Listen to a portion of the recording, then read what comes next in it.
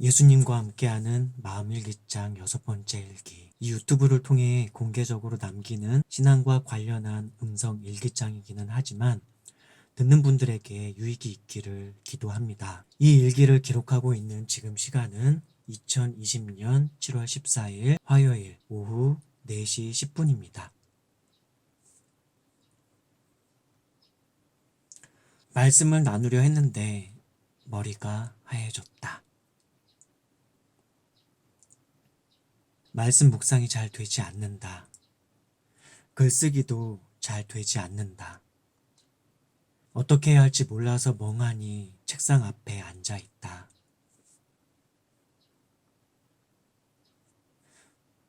이번 주 예배는 어떻게 인도해야 할까? 3주 전에 가정 예배를 드리려 했었다. 한 주간 말씀 묵상을 충분히 했다고 생각했다. 예배 드리는 날 새벽에 일어나서 기도하면서도 더 깊이 말씀을 묵상케 해주셨었고 더 깊은 깨달음과 은혜를 받았다고 생각했다. 그런데 아침 시간 예배를 막상 드리려 했을 때 예배 중에 주위가 산만한 상황이 여러 번 일어났었고 나누어야 할 본문 말씀과 나누어야 할 이미 묵상했던 깨달았던 내용에 집중하지 못했다. 그래서 예배 시간에 말씀을 나눌 때 하다가 첫 마디만 시작했다가 말을 잇지 못하고 말씀을 나누려 할 때 무엇을 어떻게 나눠야 할지 머리가 하얘졌다. 백제 상태가 되는 듯 했다. 결국 말씀을 나누지 못하고 그냥 기도하고 예배를 마무리 지었다. 그날 이후로 말씀 묵상이 잘 되지 않는다. 매일매일 기도는 드리고 있다.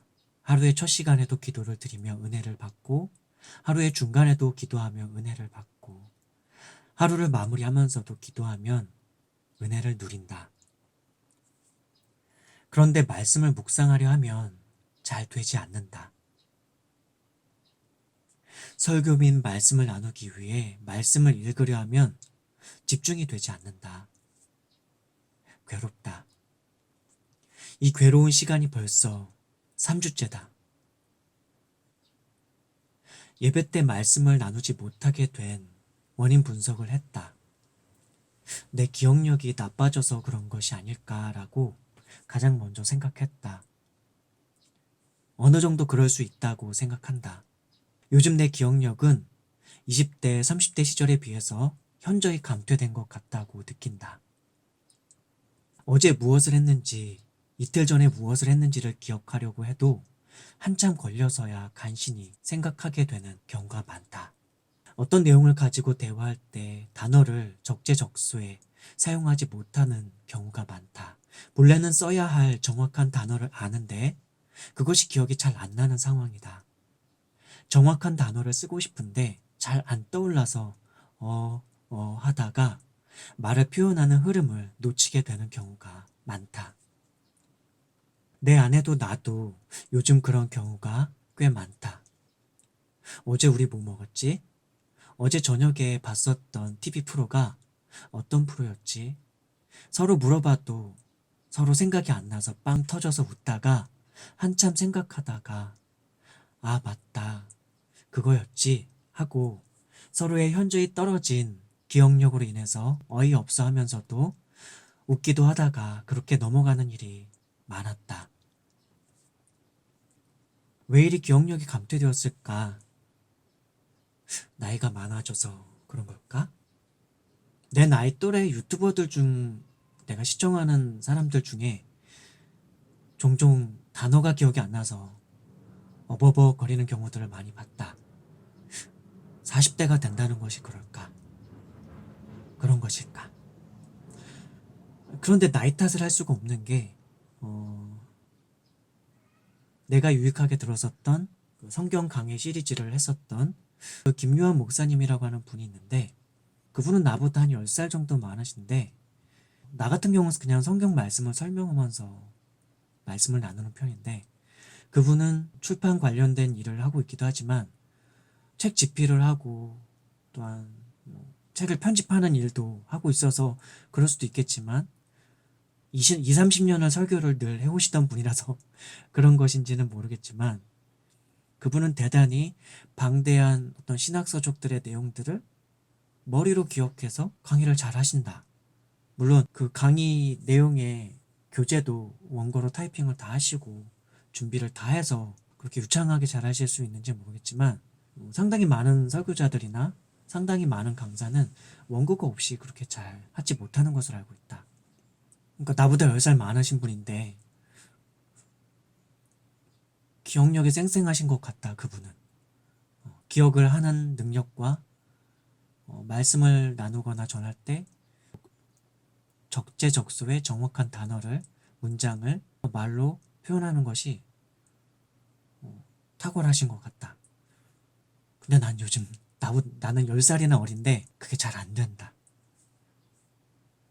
그것도 내가 아는 지식이나 정보가 또 신학적인 지식이라던가 기독교 서적들이나 경건 서적을 읽은 서적의 숫자의 양을 보더라도 내가 현저히 적을 텐데도 나의 뇌 속에 머릿속에 들어있는 정보의 양 자체가 훨씬 더 적을 텐데도 내가 더 버벅이면서 기억도 잘 못하고 말도 잘 못한다.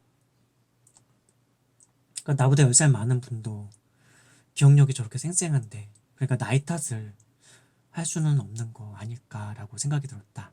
다만 그분과는 달리 나는 법학을 전공하기도 했지만 사법시험을 공부하면서 그때 좀 읽은 법학 관련된 책들이 꽤 많았고 또 회계 공부도 좀 하면서 회계 관련된 정보 지식을 또 두루두루 읽느라 그쪽에 나의 뇌를 쓴 적도 있었고 또 주식을 13년 정도를 해오면서 우리나라 2,000개의 코스피, 코스닥 여러 종목들과 관련된 그 기업들과 관련된 다양한 정보와 또한 산업의 흐름과 기업의 흐름들 그리고 차트 연구 뭐 여러 가지 또 다른 분야를 나는 그분과는 달리 또 공부를 많이 했다. 그러니까 나도 내 머릿속에 이것저것 너무 많은 정보와 지식들을 그리고 매일매일 하는 것 중에 습관적으로 하는 것 중에 하나가 하루 중에 떠다니는 그 뉴스들을 많이 보고 접하고 흘려보내고 생각도 했다가 흘려보내고 그런 일들을 참 많이 한다. 그런 것도 원인이 있지는 않았을까. 그래서 왜 그렇게 내 기억력이 감퇴되었을까를 이렇게 저렇게 생각해 보았다. 나이 탓을 생각해 보았지만 42살이란 나이가 그렇게 현저하게 기억력이 감퇴되는 나이는 아닌 것 같아서 나이 탓은 하지 않고 싶다. 김남준 목사님 같은 경우도 나보다 어쨌든 20살도 넘게 많으신 분인데 그분도 무원고로 설교를 하신다. 목자 정도만 어느 정도 살짝 준비를 해서 말씀을 나누는 걸로 알고 있다. 세미나를 할 때도 강의 안을 원고로 다 준비해서 그분께서 하셨는지는 잘 모르겠다.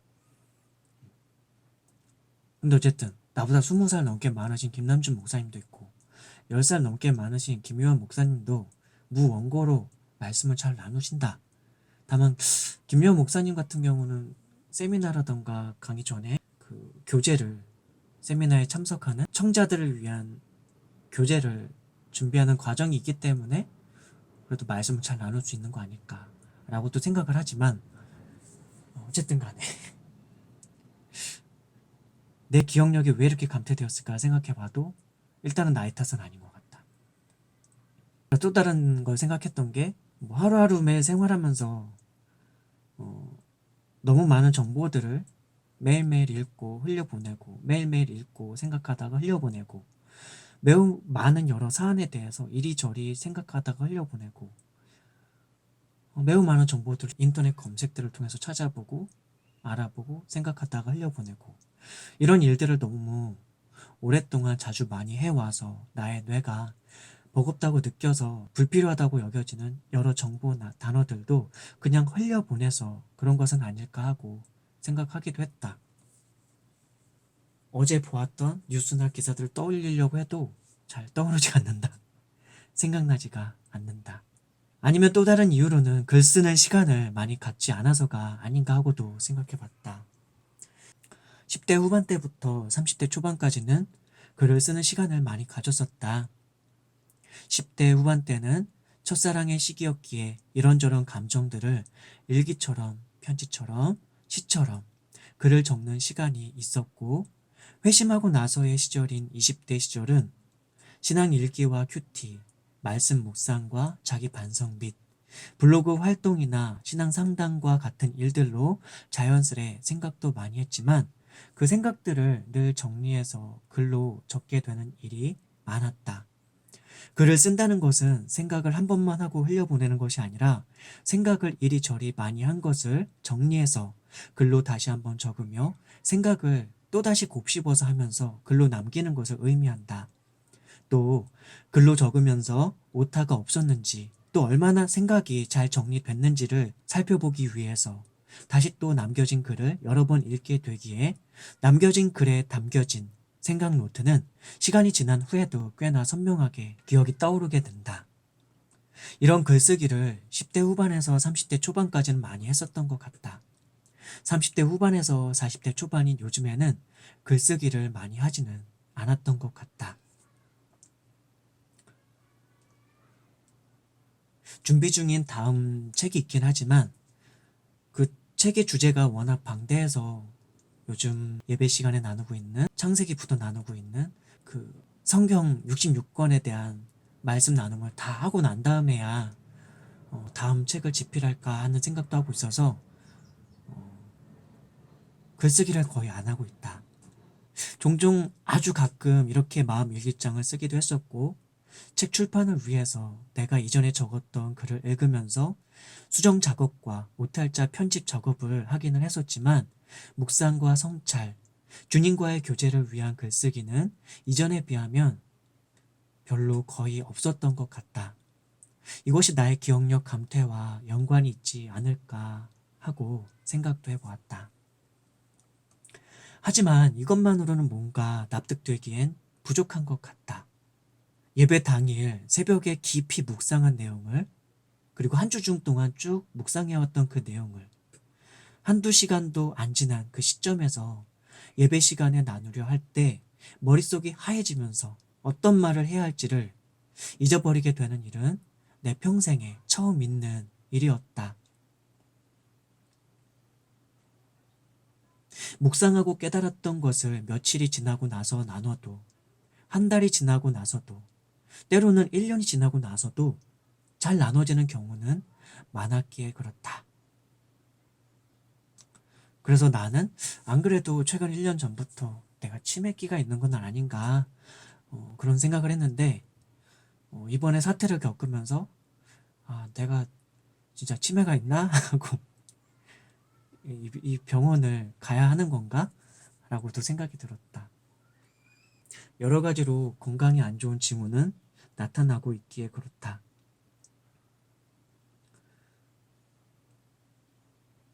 병원을 가볼까 했지만 체질적으로 좀 병원 가는 걸 싫어한다. 그냥 하나님께서 인도하시는 대로 다만 내 건강 관리는 적절히 잘 하려고 노력하는데 최근에 한 3, 4년 동안 건강 관리를 좀 운동을 잘 하지 못했다. 식사도 그렇고 운동도 그렇고 균형 있게 잘 하지는 못했던 것 같다. 외식을 하고 뭐 하긴 하지만 밖에서 먹는 음식이 영양을 골고루 균형 있게 제공해 주는 것은 아니기 때문에 잠도 그렇고 수면 리듬도 그렇고 그런 것 같다. 최근에 본 기사에서 보면은 여행을 많이 다니면서 시차 적응을 우리 신체에게 시차 적응의 시간을 많이 힘들게 겪게 하는 사람은 치매의 가능성이 높다고 했는데 내가 20대 이후로 늘 좀 불규칙적으로 생활을 해온 게 있다. 그러니까 밤에 어떤 묵상이나 생각이나 글을 쓰는 것이 잘 되는 경우가 많았고 그래서 내가 글 쓰는 시간은 상당히 밤에 쓰는 경우도 많았고 그리고 낮에 낮잠을 조금이라도 자면은 밤에 또 잠을 못 자는 그런 경우가 많았고 그래서 거의 22년간을 사실은 잠자는 시간이 꽤나 불규칙하게 그렇게 지낸 적이 많았다. 뭐 한 달 정도는 새벽에 일어나는 잠을 살 때도 있었고 한 달 정도는 늦은 아침에 일어나서 생활한 적도 많았고 한 달 정도는 낮에 일어나서 생활한 적도 많았고 그때그때 그냥 생활 리듬이 잡히면 그때그때 그것에 적응해서 생활하려고 노력을 했다.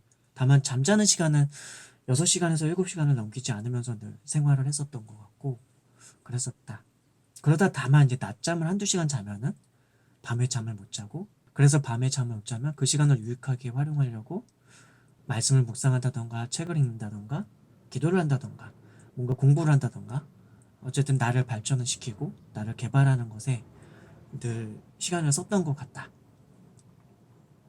근데 그렇게 생활을 불규칙적으로 생활을 했던 것과 영양을 불균형하게 공급했던 것들, 건강 운동을 별로 잘 하지 않았던 것들, 최근 3, 4년 동안 그런 것들이 좀 급속하게 나의 기억력의 능력을 좀 감퇴시킨 것이 아닐까 하고 생각도 해봤다. 그래서 이 일이 있고 난 그 한 주간은 사실상 멘붕 상태에서 보냈었다. 태어나서 처음으로 설교라던가 말씀을 나눈다던가 성경을 가르치면서 복음의 말씀을 나누고 가르치면서 버벅이는 거를 처음으로 겪었기에 그런 것 같다. 예전에 한번 20대 초반에 그 청년부에서 기도라는 주제를 가지고 한 달 정도를 준비하면서 2시간 안에 그 한 달 동안 준비한 내용을 세미나 형식으로 나눌 때, 그때가 22살이었는데 그때는 준비한 내용이 너무 많았는데 그 짧은 시간에 어떻게 나눌지 몰라서 좀 버벅인 적은 있었다. 그렇게 해서 버벅인 적은 있었는데 그때 이후로는, 그날 하루 이후로는 또 말씀을 나누려고 할 때, 복음을 전하려고 할 때, 1대1로 성경 공부를 인도할 때, 소그룹 바이블 스터디를 인도할 때, 주일학교 선생님에서 아이들한테 말씀을 가르칠 때라던가 여러 가지로 말씀을 나눌 기회가 있었지만 그렇게 버벅이면서 말씀을 못 나눈 적은 없었었다. 그래서 그 한 주간을 나는 사실상 멘붕 상태에서 보냈었다. 대책을 어떻게 세울 수 있을까? 이렇게도 생각해보고 저렇게도 생각해보았지만 딱히 떠오르는 해결책이 없었다. 예배 때 나눌 말씀을 원고로 다 적어서 남겨놓고 반복해서 읽고 또 읽어서 암기 수준까지 준비해 놓으면 말씀을 나눌 때 잘 기억해서 나눌 수 있을까 하고도 생각해 보았다. 다만 이것은 내가 20대 시절 예배 인도 초창기에 했었던 예배 말씀 준비 과정이었었지만 이것을 더 이상 하지 않게 된 것은 오히려 이러한 준비 과정이 예배 시간에 말씀을 나눌 때 나의 주관적이고 인간 중심적인 사고 편향으로만 말씀을 나누는 범위를, 한계를 내 스스로 정하게 되는 부분이 있음을 깨달았기 때문이었다. 즉, 주님께서 말씀하시는 것은 내 원고에 한정되지 않기 때문이다. 내가 정해놓은 그 원고를 낭독하는 수준에서, 읽고 하는 수준에서 그렇게 예배 시간에 아버지께서, 하나님께서 말씀을 주실 때 한정되지 않기 때문에 그렇다. 예배 시간은 주님께서 말씀하시는 시간이어야 한다. 그래서 한 주 중 아무리 내가 이런 말씀을 나눠야지 하고 준비하고 원고도 써보고 묵상도 깊이 해보고 그런 과정을 갖는다 하여도 예배 시간에 그 설교 말씀을 듣게 되는 사람의 상태와 상황에 따라 주님께서 그 대상을 향해 말씀하실 내용은 생생하게 바뀌게 될 수도 있어야 한다. 유연성이 있어야 한다는 얘기다. 실제로 내가 예배를 인도할 때에 그런 일들이 많이 일어났었고 그런 경험을 꽤나 많이 하고 난 이후부터는, 어느 시점 이후부터는 특별히 원고를 준비하지 않게 되었었다. 그 원고를 준비할 시간에 일상에서 주님과의 신뢰 속에서 여러 말씀을 더 폭넓게 깊이 있게 묵상하고 일상을 주님과의 깊은 신뢰 속에서 잘 사는 것, 잘 사는 가운데 주님께서 깨닫게 해주신 여러 부분들을 내 마음속에 잘 새기고 또 잘 새기고 주님께 감사하며 주님을 더 깊이 사랑하게 되는 그 마음으로 예배의 자리로 나오는 것, 그것이 원고를 준비하는 것보다 더 중요하고 오히려 그렇게 생생하게 하나님께 대한 깊은 신뢰감과 생생하고도 밀접한 임재감 속에서 예배를 드릴 때 신기하게도 성경 본문 말씀을 듣는 그 사람과 말씀을 나누면서도 하나님의 말씀을 듣는 나 자신에게는 더 적합한 듯한 말씀을 은혜 속에서 나누게 되었었다. 이러한 부분들을 깨닫게 해주셨었기에 예배 시간에 그저 말씀을 함께 읽고 그 말씀을 설명한다는 마음으로 예배 시간에 임해서 예배를 드리면 그 과정 중에 나누어지는 말씀은 예배를 함께 드리는 예배자와 설교자인 나 자신에게도 참 은혜로운 시간이 되었었고, 놀라운 깨달음과 말씀의 이해가 동반되는 시간이기도 했었다. 그 이후로는 특별히 원고를 준비할 필요도 못 느꼈었고, 오히려 원고를 준비하지 않고 한 주 중을 온전히 그저 주님과 함께 깊은 신뢰 속에서 잘 사는 것이 더 중요하다고 생각하게 되었었다.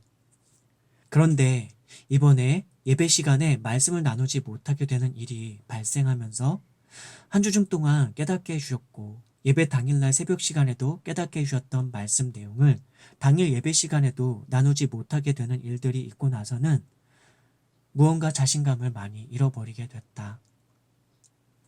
이날 나누려고 했었던 내용 자체가 꽤나 광범위한 내용이기는 했다. 이 세상을 향하신 하나님의 큰 계획과 경륜의 은혜 언약적 섭리의 큰 틀의 씨앗 속에서 말씀을 설명하기도 해야 했고, 요셉 일생의 상당 부분을 다시 요약 서술하면서 설명하면서 그 한 사람의 인생 속에서 생각해 볼 수 있는 여러 교훈거리도 나누려 했었다. 다만 이 부분은 기억력이 되게 많이 필요한 부분이다. 요셉 일생을 잘 기억해가지고 서술해서 설명하는 일이 필요한 일이기 때문이다. 이 부분에서 나는 기억력을 끄집어내서 설명하는 데 어려움을 느꼈었다. 아울러서 파라오의 꿈과 그 꿈을 하나님의 계시적 관점에서 해석해서 궁극적으로는 이집트라고 하는 당시 중동 지역에서의 세계라고 할 수 있는 그 나라를 구원하시는 하나님의 섭리와 경륜, 구속사를 이어가시면서 그 가운데서 하나님의 전능하심과 인류를 향하신 은혜적 진심, 이런 부분을 잘 설명하고 싶었다. 내가 사랑하는 하나님이 그런 하나님이라고, 그렇게 깊은 마음과 크신 마음으로 그 진실하신 진심으로 은혜로서 우리를 사랑하시는 하나님이라고 잘 설명하고 싶었다. 예수님께서 주기도문을 통해 우리가 어떻게 기도할지를 가르쳐 주실 때 그 주기도문 속에 담겨 있는 크고 깊으신 하나님의 경륜과 섭리, 그리고 은혜적 깊은 사랑의 진심을 풍성히 잘 설명하고도 싶었다. 예배 당일 새벽에 기도하면서 창세기 41장으로 묵상 기도하면서 깨닫게 해주셨었던 창세기 41장 본문과 주기도문과의 깊은 관련성을, 풍성하고도 은혜로운 그 관련성을 온전히 잘 설명하고도 싶었다. 요셉과 함께 하시며 이스라엘을 구원하시며 예수님이 오시기까지 이어지게 하실 하나님의 은혜적 신실하심과 성리와 경륜, 우상이 만연해 있었던 그 이집트에서 신실하게 주님을 바라보며 험난했던 그 인생길을 걸었던 한 사람 요셉을 통해서 오히려 하나님의 전능하심과 은혜로우심과 신실하심을 나타내셨던 창세기의 주인공이셨던 하나님을 말로 잘 설명해서 표현하고 싶었다. 그렇지만 머리가 하얘졌고 말문이 막혔고 어떻게 설교를 진행해야 할지 막막해졌고 단어도 떠오르지 않았고 그렇게 말씀을 나눌 수 없게 되었다. 그러고 나서 그 다음 한 주간, 또 그 다음 한 주간, 또 그 다음 한 주간, 3주째 본래 깨닫게 해주었던 그 내용을 머릿속에서 다시 정리해서 글로라도 정리해보려 했지만 잘 안 된다. 잘 안 되고 있다. 지금도 잘 안 되고 있다. 다른 성경 말씀들은 오디오로도 들어보면서 여러 가지로 은혜와 감정의 뭉클함까지도 함께 허락해 주면서 누리게 해주셨지만 창세기 41장 말씀을 다시 묵상하려 하면 묵상이 잘 안 된다. 이미 깨달았던 말씀인데 묵상이 잘 안 되는데 내용은 다 아는 내용이지만 다 아는 내용임에도 말씀이 눈에 잘 들어오지 않는다. 묵상이 잘 안 되는 상황이다. 그래서 지금의 이 상황을 그냥 글로라도 남기다 보면 이전에 나의 하나님께서 늘 허락해 주시곤 했었던 것처럼 나의 뇌와 생각과 마음과 감정과 심장의 각성을 통해서 다시금 깊고도 생생한 진리의 풍성한 누림을 허락해 주시지 않을까 싶어서 이렇게 마음 일기장을 기록해 본다. 나의 주님께서 내가 간절함으로 기도하고 바라고 구했을 때 특별히 그것이 영성과 영적인 부분과 관련되는 것이었을 때는 금방 응답을 주시곤 했었으니까 이번에도 그렇게 응답해 주시길 기도해 본다.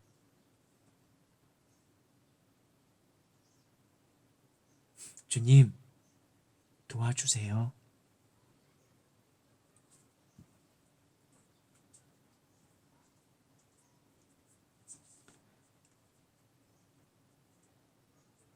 혹시라도 이 일기장을 듣는 분들이 계시다면 저를 위해서 기도를 부탁드립니다.